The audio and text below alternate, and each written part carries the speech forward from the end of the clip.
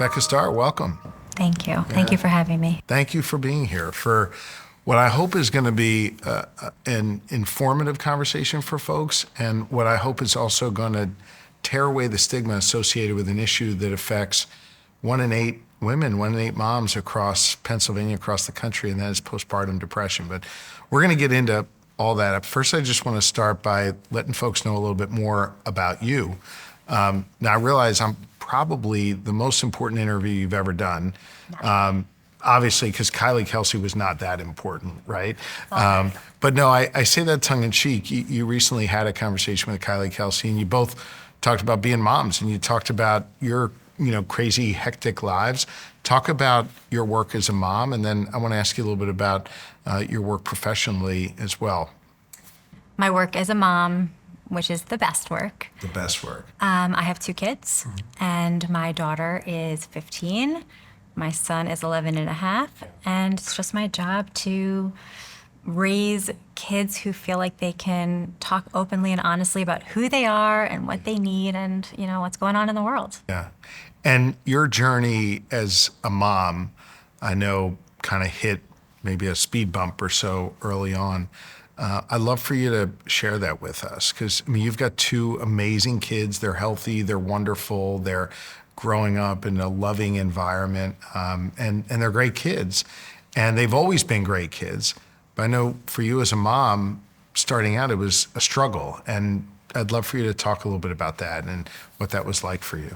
Absolutely. So I became a mom in 2010, and it was a little bit overwhelming, maybe a little bit lonely, because most of my friends didn't have kids yet, but I loved it. My daughter was my dream girl, and I loved just the enchantment of motherhood. Yeah. At the same time, I felt like there are things about motherhood that people aren't talking about.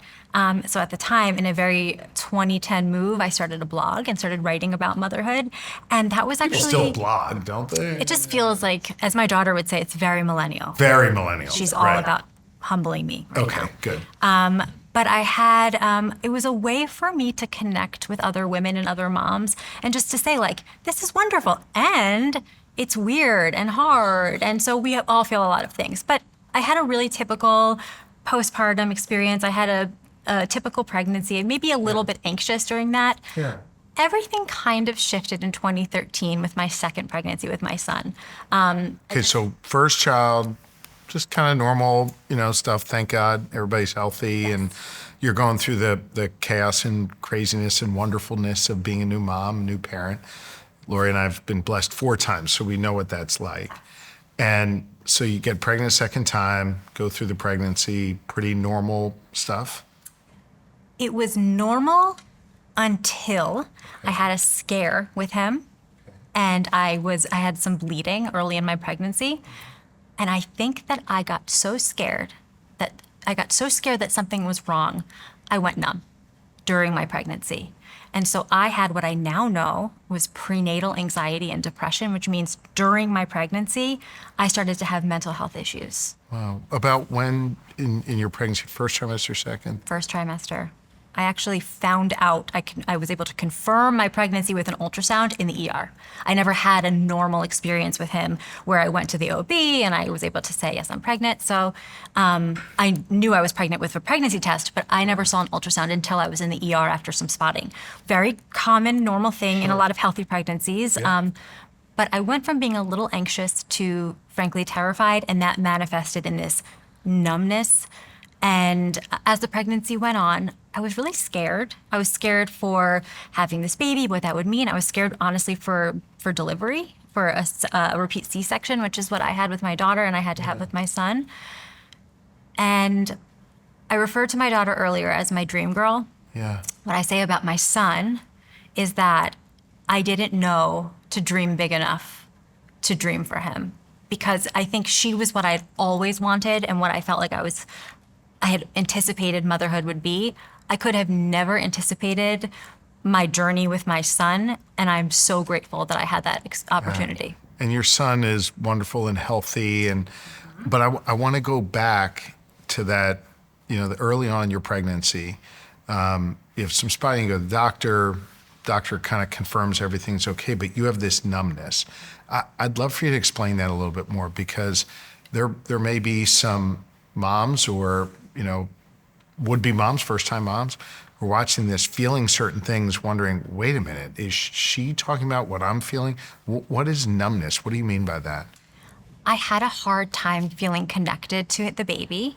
I felt a little bit of, I would kind of fluctuate between a flatter affect, meaning I couldn't feel joy like I normally, now I understand. Yeah. I couldn't feel joy in ways I normally would feel joy. For example, this is hopefully a practical example. Yeah. I went shopping for his layette, for his baby clothing. I didn't like anything. All I saw was light blue and teddy bears, and I hated light blue and teddy bears. And it's all cute, but you didn't like anything. It was not about the light blue and teddy bears. Yeah. I couldn't connect because it was a defense mechanism, I think, that was going on where I think I was scared I was going to lose him after the bleeding. And so I really shut down. And now I know that depression is when you don't function normally, where you don't have the normal feelings that you would have typically. And that's not something you experienced the first time. Nope. Okay, so this is new. It's kind of, you don't feel right, but obviously hindsight's 20/20. You now understand it better than you did. Did you feel isolated? Did you run to talk to people? Did you think, wait, this isn't normal, I can't share this? What were you feeling at that moment?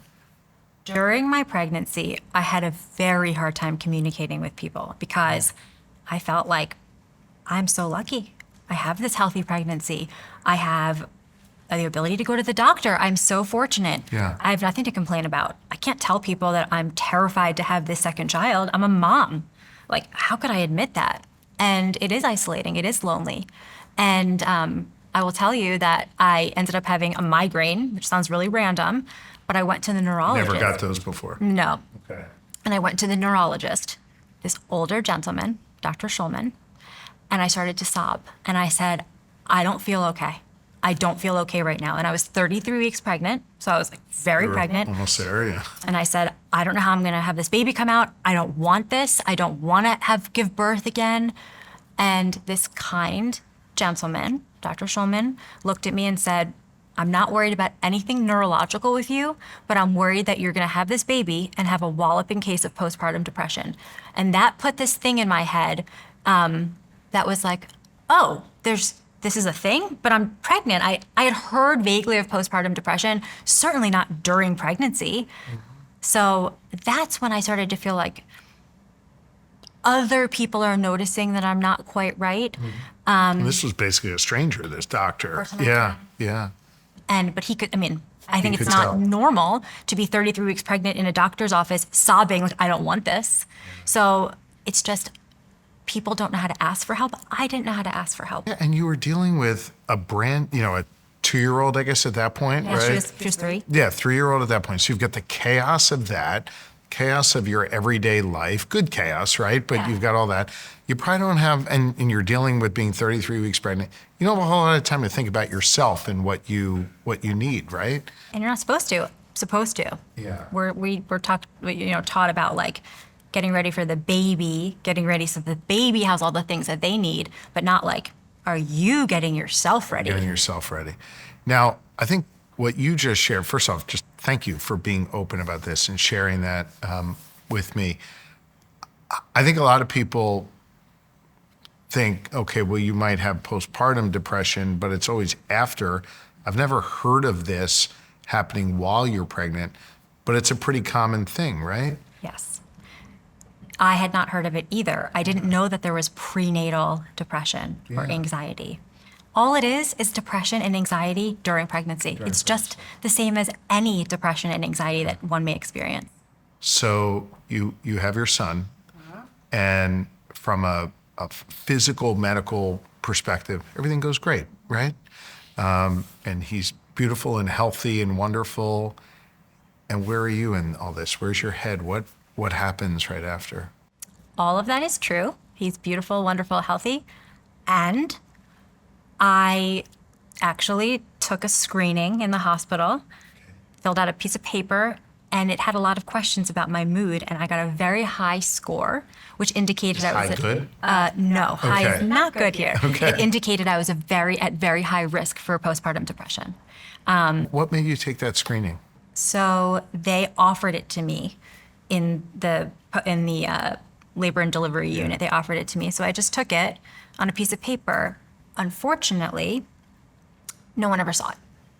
So it was administered, but kind of as a formality. And so I think that that's an opportunity that we missed to have some more proactive help, because I felt like okay the moment I had him. Right. But I think that if people had seen that I was at such high risk for suffering and struggling, Right. maybe there could have been some mitigation there. So, I mean, I remember those, whatever, couple days when you're in the hospital with Lori, and it's crazy, right? You're like not sleeping. People are constantly saying, we have to test the baby. We have to do this, all these things. So you probably at that moment, I don't want to put words in your mouth, but it just felt like it was just another one of these tests, another one of these things. I got to get through this so I can get home. Is that sort of the vibe? Because I had my daughter at home. Right. Absolutely.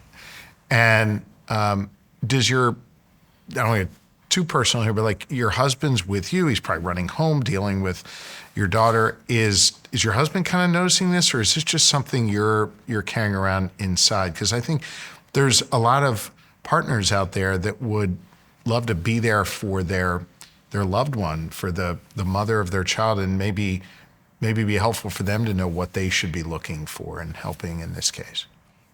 So it's been almost 12 years since this experience, and I'm very used to talking about it, and I don't get emotional, but I would say this is the one thing that makes me emotional to talk about, because about 10 days after my son was born, my husband sent me a text message and said, "Are you okay? I see the light going out in your eyes."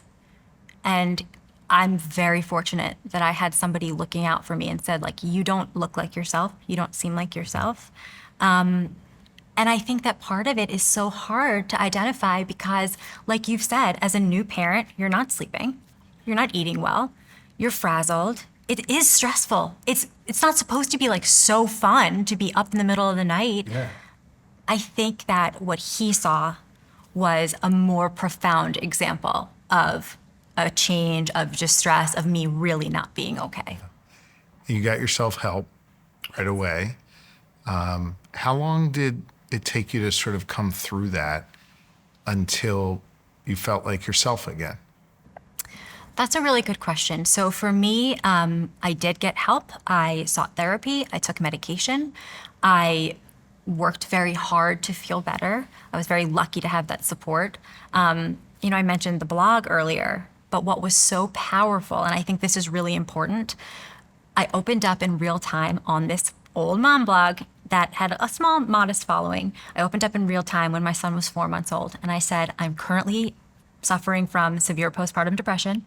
That's why I've been so quiet. I haven't written much, and this is what I'm doing. And everything changed. The blog took off. It started to be read nationally and internationally. So many women said to me, I'm going through this too. Thank you for sharing. And so that doesn't answer your question of how long it took, but I think that was instrumental in normalizing that. And then I started to, over time, feel better. I don't have an exact. No, and I wanted to get to the blog, and you beat me to it. What was the name of the blog, by the way? It was Mommy Ever After. Can you find it on the internet nowadays? I think you can find it. Okay. Well, we'll get to more of your work today, but I think what was so interesting to me is you're a mom, you're a wife, you've got all kinds of demands on you.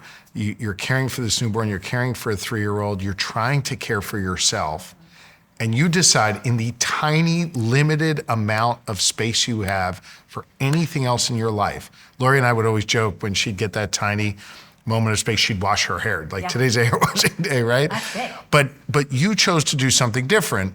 Maybe you washed your hair, I don't know. But you went and shared your experience with other moms, with others that would read. Like, what prompted you to do that? I heard you say what you got back really helped kind of fill your cup and helped you through this, but like what prompted you to go sit in front of the computer and share your experiences at that moment in the limited time that you had and with all that was circling around in your head? I'm very grateful that I had the presence of mind to do that, because I think that, like I had experienced when I started Mommy Ever After as a new mom, I thought, this is the way that I connect. This is the way that I can connect with people and I won't feel so alone. And I very vividly remember, in the midst of really severe postpartum depression, I was not well. But I remember saying, if this helps one other woman, it's worth it for me to share. I knew I would be Really? labeled. So you were doing this to say, hey, moms, if you're out there and you've got this issue, listen to me, as opposed to you soliciting information back to help you. You were trying to help others in that moment? I mean, it was mutually beneficial. I thought it was a way for me to connect, but I really get a lot from being able to help people. It's always been a real value of mine. And so I said, I remember thinking to myself, parents might not let their kids play at my house anymore because I'm going to admit to having a mental illness. People might look at me differently. But if it helps one other person to feel less alone or to suffer less, then it's worth it. And the fact that that woman had and I'm referring to myself in the third person because it just feels like such a distant memory for me, but that I had the presence of mind to do that it's honestly, I'm proud of that. You should be proud of that. And you've now, fast forward a decade-ish later, right? You had two amazing kids, amazing life. You're healthy, physically, mentally, and you've now been able to help so many other moms along the way through your lived experience and probably through a lot of what you got back from that initial blog post. Tell me kind of what that decade has been like for you professionally and what you're doing now and how you're helping other moms out there. So the blog's success and reach really helped, and I just wanted to do more. So I ended up writing a book. My first book came out in 2018. I wrote another book in 2020 that was really about how to expand your family after having postpartum depression, because that was a big part of my story. Am I done having kids? What does this mean? Can I safely have children again, knowing that I have this risk? And is it okay to say no, I don't want to? And is it okay to be unsure? Yeah. I wrote a children's book. I most recently wrote a book on mom guilt that's kind of like a choose your own path evidence-based book. In the meantime, I wanted to do more. So I went back to school, I got my master's, and I became a therapist. So I really wanted to give other women what I didn't have. I wanted to give them the kind of support that was where they would feel seen, they would feel accepted, and also know that there's this on the other side of it. Yeah. There's real healing and health on the other side of that suffering and pain. I think your willingness to share so much of yourself, your husband's willingness to share that, your children's willingness to share that, you are, I want to say single-handedly because there are other people doing important work, but you are using your power to reduce the stigma associated with postpartum depression and other challenges during childbirth, which I know is literally saving moms' lives.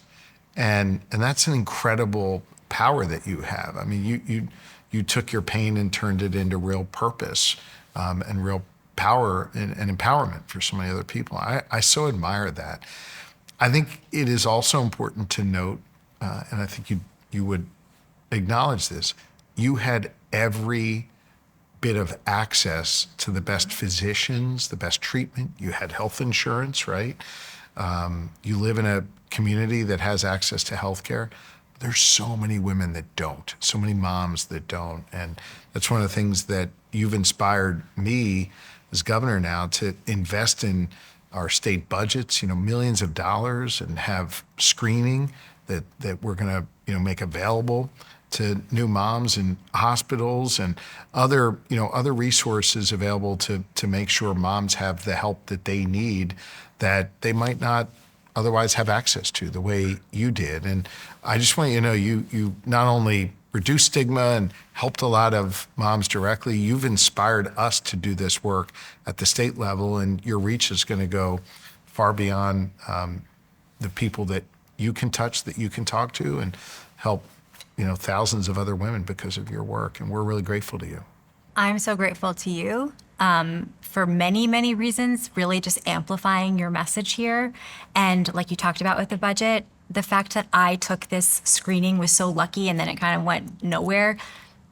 Postpartum depression is really predictable and it's totally treatable.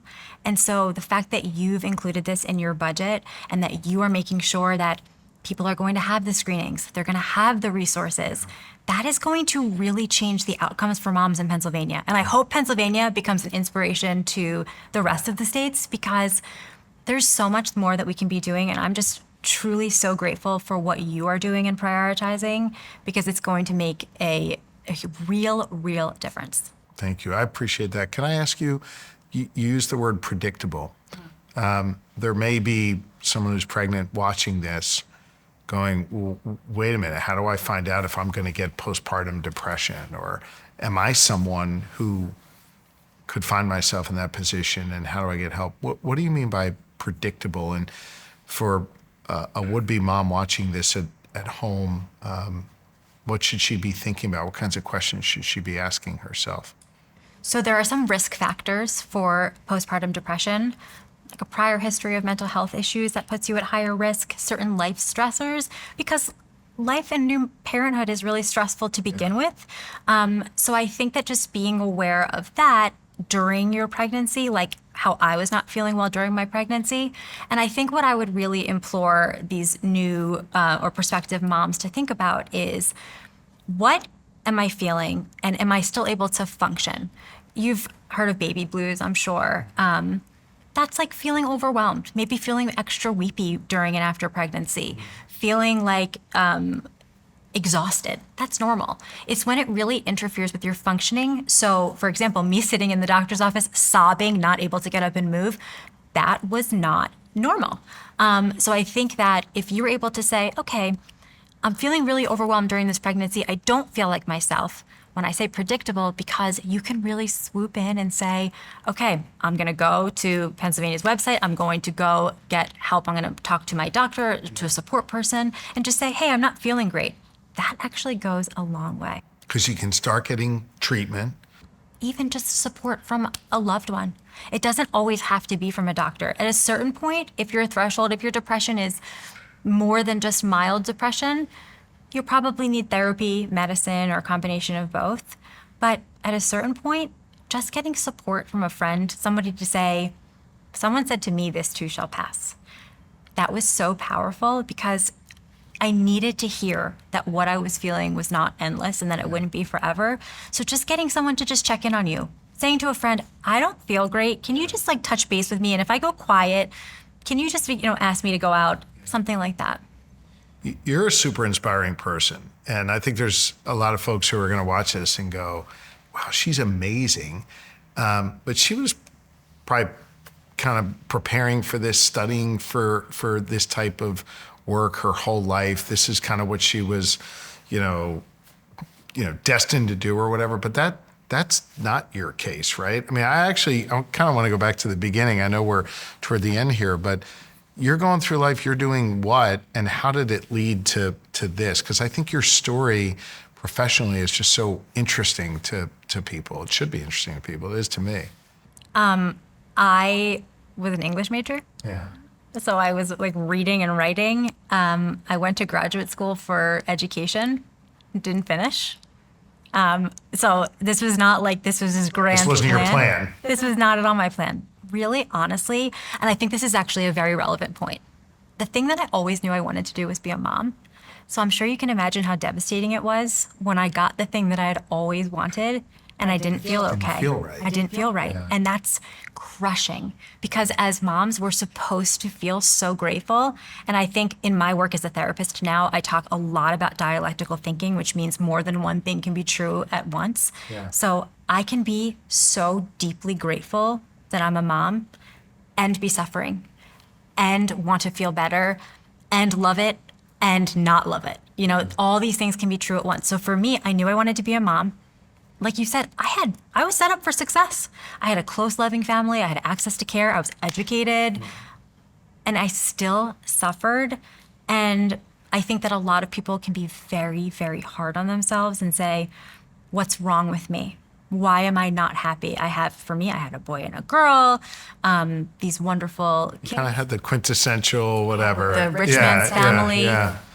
They were healthy, like you said, and I didn't feel right. And that was an additional layer of guilt and pain and shame. There's a lot of shame around this. And so I very much hope to reduce the stigma and to reduce the shame. Yeah, there is too much shame around this, particularly something that impacts 1 in 8 people in Pennsylvania.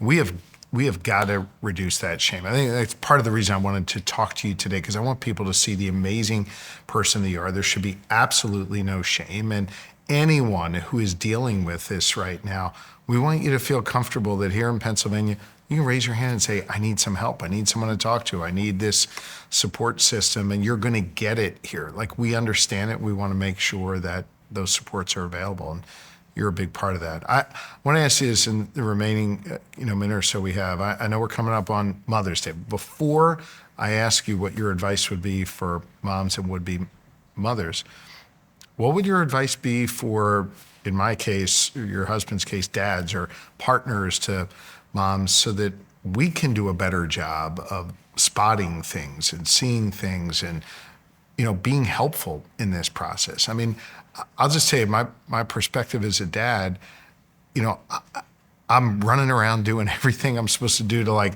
sort of keep the house together, keep life together, be helpful to my wife, deal with the kid or kids. We're blessed with 4. And, like, I don't know that I spend enough time stopping and looking at Lori and saying, okay, kids aside, house aside, work aside, how are you? Are you okay?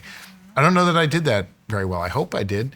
But what should we be thinking about? What should the partners be thinking about? What are the things that we can be doing to help those who are, dealing with these challenges right now? I imagine that you did a better job than you're giving yourself credit for. But just like you said, saying, hey, you doing okay? Or I see you, or this is really hard, just so you know, or this will pass, that type of thing. I think normalizing that it's not always going to feel good. There's so much pressure, and I think that this idea of toxic positivity is something that comes up in my practice a lot. It's saying, like, oh, but it's all good, everything's okay, look what you have to be grateful for. But look, like, you're doing a great job. I think just normalizing that it's appropriate to not always be happy and to say, hey, this sucks. I'm in it too. I hear you, this sucks. We'll get through it, but you don't have to love this right now. We don't want people to feel like they have to love the really difficult, messy part. That's okay to say. Like, I mean, here you've got this healthy child. You should feel, thank God for that. Shouldn't that be the only thing you're focused on? Shouldn't that be the only thing that sort of measures your feeling of good or bad? You're saying it's okay to not necessarily just feel good with that? More than one thing can be true at once. So that can all be true, and it can be hard, and you can be in pain, and you can say, I'm in this with you, or this too shall pass. Yeah. In your professional work, has the dad, the partner, ever picked up the phone and called you and said, hey, I think my wife's not doing great here. She needs some help. Does it happen that way too? It does. And I think that people need to look at the partners and just make sure that they're okay too, because it's a lot to have the person that you love most in the world suffering for the partner. That can be a lot. But yes, people come to me, parents, other healthcare workers will come and report that someone's not doing well. Yeah. So what are you doing for moms in Pennsylvania? I know you're working on this, but I would love to know more and how I can help. Well, first off, you've already helped because you've inspired our work. I mean, truly, learning from you, listening to you, seeing the way you've lived so openly this way with your feelings, with your story, with your journey, it's inspired me to learn more. And learning that, 8 people in Pennsylvania every day deal with this in some degree. We've got to do more. And so I've directed our State Department of Health to make sure that we've got universal screenings for postpartum depression, to then speed up referrals. You talked before about how you filled out that questionnaire. You kind of had some, red flags, if you will, on it, but it didn't get you into the help you needed initially. You eventually got there, but we want to speed up that process. And we've got a website that's available with kind of a whole lot of information, a whole lot of helpful links and numbers and what have you for people all across Pennsylvania. So that's the work we're doing, and we're seeding it with $5 million in my state budget to support that work, on top of the work we've done on maternal mortality and other maternal health issues in the past. So you've inspired a lot of work here, and we're going to get this done and make sure that this is not only universally available, but that we are universally coming together to end the stigma around postpartum depression. All right, so Mother's Day. Yes. I'd love to get your tips on what to get Lori, but we should probably do that off camera. Okay. What's your message to moms? What's your message to folks who are pregnant now? What's your wish for them? What should they be thinking about? What should they be doing? I think just prioritizing themselves in a really authentic way, not in a like, oh, mom, go to the spa way, but to really focus and say, Go to the spa. You'll feel better. It'll all pass, right? I mean, Yeah. going to the spa is fabulous. I love going to the spa, but I think also to say, like, hey, I want to check in, make sure that that you yourself get time to really check in with yourself. And for moms, what I want to say to moms who are either pregnant or postpartum, there are moments of suffering. There are moments of joy. They all exist. They will pass. The hard times that you may feel are legitimate. They are valid. You are valid for feeling the way that you do, and they're temporary, and you can get help. There are ways that we know are effective and safe and evidence-based for you to feel better. You deserve to feel better. I think that that's something that we say, I should just suck it up. I wanted this. I should just suck it up. I should be so grateful. Yeah. You deserve to feel better. Yeah. No one gets a medal for suffering. Yeah. I know I said that was my last question. I feel like I could talk to you forever. I want to ask another one. I'd be curious if you've ever had this question before. We talked before about stigma, and you're worried. You were saying, I'm paraphrasing now, you're worried maybe other moms, other dads wouldn't want to send their kids over to your kid's house to play because you were very publicly going through these mental health challenges. As your kids have gotten older, and they've read your books, or at least they know you've written books. Yeah, they're familiar with them. Have they ever asked, like, what's it like as a mom to explain to your child, hey, I went through this when I had you, and do it in a way that is both honest in explaining stuff to your kids, right? Laura and I are always trying to be honest and answering our kids' questions, but also not make them feel responsible or guilty or what have you. I don't know.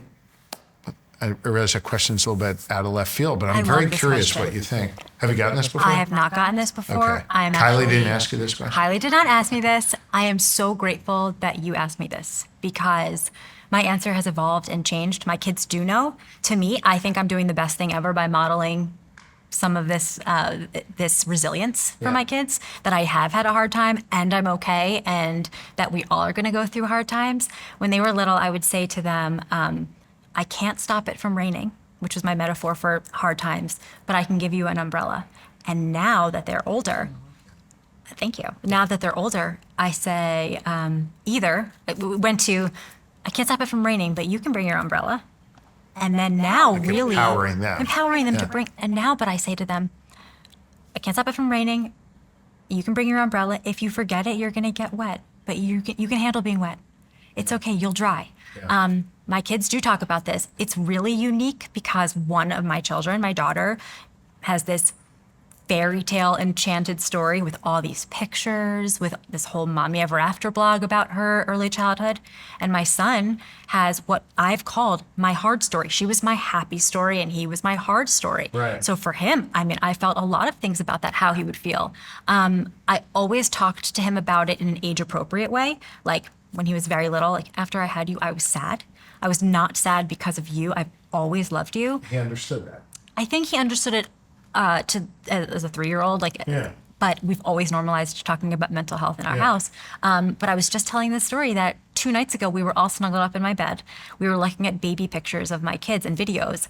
And my daughter was asking about her first words. And my son was like, it hurts my feelings that you didn't remember my first word. You had to look at a document that shared what the first word was. And my daughter, who's 15, chimed in and said, Mom was going through a lot when you were a baby. You know, like she did the best that she could. And I think that was such a great example of it's okay if he feels yucky about it. It's okay if he feels like, why did you feel so happy with my sister and you felt sad with me? Like, that's valid. And he can know that I was suffering with postpartum depression and I loved him. And it was so worth it to overcome that. That's awesome. Thank you for talking to us. And most importantly, thank you for your willingness to share so much of yourself and your family. It has inspired our work, and moms are going to be so much better off in Pennsylvania because of you and your experience. So thank you for that. It really, really means a lot. Thank you for all of the work you're doing for Pennsylvania moms, and thank you for taking this time with me. Of course. Happy Mother's Day. Thank you.